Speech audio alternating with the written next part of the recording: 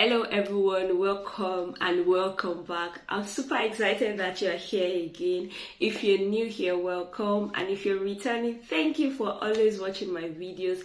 Please, if you're yet to subscribe, do well to like, subscribe and share this video to everyone that you know will find this video useful. So my name is Clementina. I am an entrepreneur. I teach about the business of ushering, and also on this YouTube channels I do book reviews.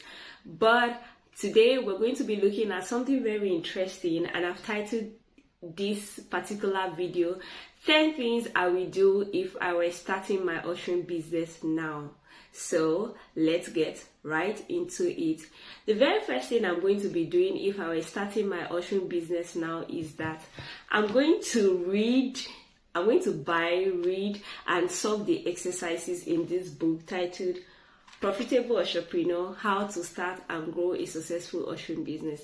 So if you've been following me, you will know that I recently authored a book, and one of the things I did was to write about my experience in practical ways as to how you can build a profitable ushering business. And I also took it a step further by ensuring that there are columns within this book where you can brainstorm and write the answers to your questions, and everything is within this book. By buying this book, you'll find it comes with a divider, so that when you read, you can easily mark out the portion of the book where you've read it onto, and you don't have to be afraid that you would not remember where you stopped. Another thing about this book is that it's simple enough to read and it's just cute. I've heard people tell me that the design of the book is beautiful. Shout out to Correct VA for designing such a beautiful book. But honestly, that is the first thing I'm going to do. And I'm not just saying this because I authored this book. I'm saying this because when I started my business, that's Gloriouswills Ushering Services, I realized that even though there were materials about event planning, event coordination, at that time, I did not find any material on the business of ushering. So this book specifically speaks to everything that has to do with the ushering industry. So from your finance to your ushering teams to even naming your business. And another thing we covered in this book is church ushering and ushers, because I hear a lot of people ask me questions in respect to that. But for me, the very first thing I'm going to do is that I would buy, read, and implement the exercises in this book called Profitable Usherpreneur: How to Start and Grow a Successful Ushering Business. So now that we've covered that, let's get into the second thing. The second thing I'm going to do is that I would have a complete database of all my ushers. And apart from this, I'm also going to check in constantly with them to confirm their availability for jobs. Okay, let me put it this way. When it comes to ushering, a lot of people sign up and there are different stages in their life. For example, somebody may sign up with your ushering business when he or she is in school. So maybe some months after, he or she has to leave for the compulsory NYSC. So here in Nigeria, there's a 1 year where you go to serve your fatherland, and I think that also applies in some other countries in the world, where you can have a time where you have to do something else apart from being in school. So one of the things that comes with this time is that a lot of people get moved from where they primarily are based to other places that may be far from where your ushering business is currently located, or it may be a place where you do not currently have jobs for them to take on. So why this is important is because even though you may have had this particular set of ushers in your database, but the implication of that move is that at that point in time, they will be unable to take on your jobs. Not because they don't want to work with you, but they are currently not available. And that is what I mean with checking in with them to confirm their availability. But you also know that before you can check in with this set of ushers, you have to be sure that you have their contact details, which should include their phone numbers, their email addresses, and sometimes their social media handles, so that in case you have something you want them to know, or you have a job that you want them to be involved in, it's easy for you to interact, communicate with them, and most importantly, get their feedback. So that is the second thing I'm going to be doing if I have to start my business now. The third thing I will do is that I will be intentional about serving clients that appreciate and value our expertise as an ushering business. So this is actually the definition of premium clients. Premium clients are not only people that are willing to pay more for your services. Premium clients are actually the people that value your expertise. Think about it this way: when you need to fix your shoes, at that point in time, a shoemaker is not an expense. He or she is an investment, because you have this set of shoes that you want to be able to use again. Same thing goes for alteration. Alteration, maybe you want to alter your dress. That particular person servicing you at that time becomes somebody that is important to you because you need them to complete a task. I'm saying this because a lot of times one of the issues that I see ushering business founders face is when they try their best to serve people that do not have an appreciation for what we do as a business. Such clients will end up maybe not putting enough value on your work, and even if you have done everything right, they may not be impressed. So the third thing I'm going to do is that I will be intentional about serving clients that values our expertise as an ushering business. Now, moving on. The first thing I'm going to do is that I will ask for feedback from our ushers. Is it not amazing to know that even though we hire and train our ushers, a lot of these ushers are brilliant and they are outstanding? Take, for example, on more than one occasions, we have had the ushers on our team design the costume that we use to execute an event. They even went ahead to design the mood of the look of that event. Imagine from this picture here, if I did not, or our team did not give an opportunity for our ushers to share feedbacks about what they think and how best they think we could serve that client, what that meant is that we would have missed out on the opportunity for them to contribute to that particular event. So I will take seriously the feedback from our ushers and ensure that I ask for their feedback from time to time. The fifth thing I'm going to be doing if I were to be starting my ushering business now is that I will ask for reviews from clients, and especially number one, what they like best about working with us. Number two, what they do not like. That means what they expect for us to improve. And when they share what they expect for us to improve, one thing I'm going to do is to ensure that we implement it in subsequent events so that we can measure how well that feedback has worked. Remember that it's not just enough to know what is wrong, it is important to take action. So the sixth thing I'm going to do if I were to be starting my ushering business now is that I will create a board that shows all our basic outfits. So I realized that sometimes you get clients that give you less than 48 hours to be a part of their event.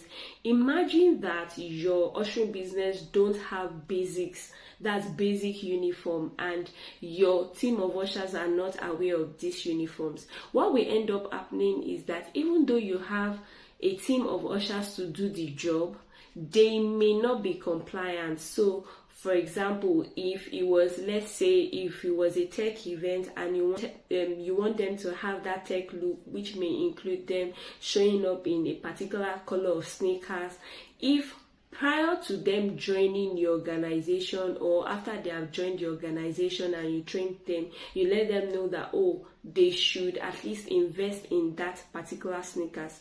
You realize that by the time this opportunity comes up, it will be easy for you to have more ushers who have that particular uniform show up and be available to do that job, as against where there's somebody that is saying, oh, I don't have this, I don't have that, and even though they are available as regards the date, so they are available for that day, but they are not fully compliant to execute that event. What that does is that it will stress you more. It will give you also limited time to come up with a uniform that is going to work for everybody, and at the end of the day, if you do not show up in a way that is impressive enough, you leave a bad taste for your clients to see you as unprofessional, or you may lose out on an opportunity to successfully complete the job. And even if you have done the job, you may lose out on a referral or the opportunity for that particular client to be a repeat client. So you want to avoid that and make sure that you prepare your team by creating, at least have a basic uniform that is unique to your team, such that if there is a fail on your costume, you are sure that every available usher has that particular uniform and they can show up and do your clients' best work. So the other thing I'm going to be focusing on if I were to be starting my ushering business now is that I will ask for referrals systematically and intentionally. One of the things I realize is that sometimes a lot of people that have come back to use our ushering business, or some of the jobs we've done, are people that know that we can do the job. So what do I mean? These are people that may not have patronized us, but when they had the opportunity to speak up, maybe at their organization, they were able to refer us because we have shown them that this is what we do and they should share our portfolio, or let people around them know that this is what we do. And we ended up landing those jobs because somebody referred us.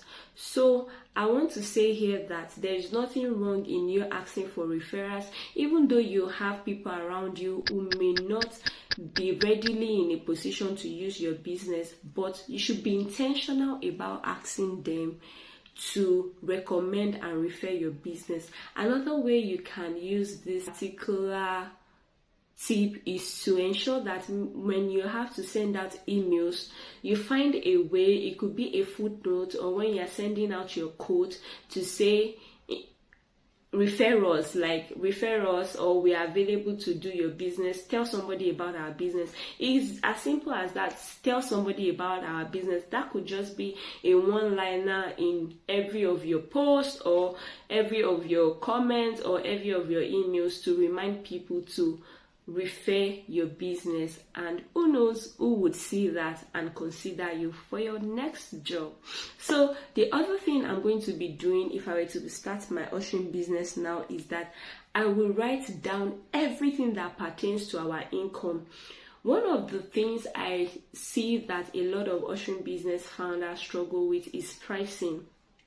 And the easiest way I know that you can solve your pricing problems, and I spoke about it in depth in this book. In this book, I gave a detailed breakdown of how to calculate what you spent on your business. But in case you are not in a place where you have executed an event yet, maybe you're just starting. So by the way, this is my book, Profitable Usherpreneur: How to Start and Grow a Successful Ushering Business, and you can use the link in the description box of this video to get your copy. It's available to you anywhere you are in the world, and it's also available on Amazon.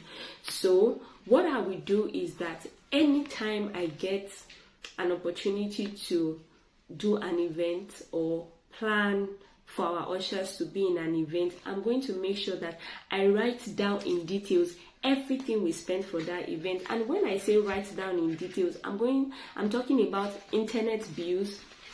So I'm going to write it, like what I spent. Maybe I had to call the ushers to confirm their availability. Spent 10,000 naira. I'm going to write it 10,000 naira.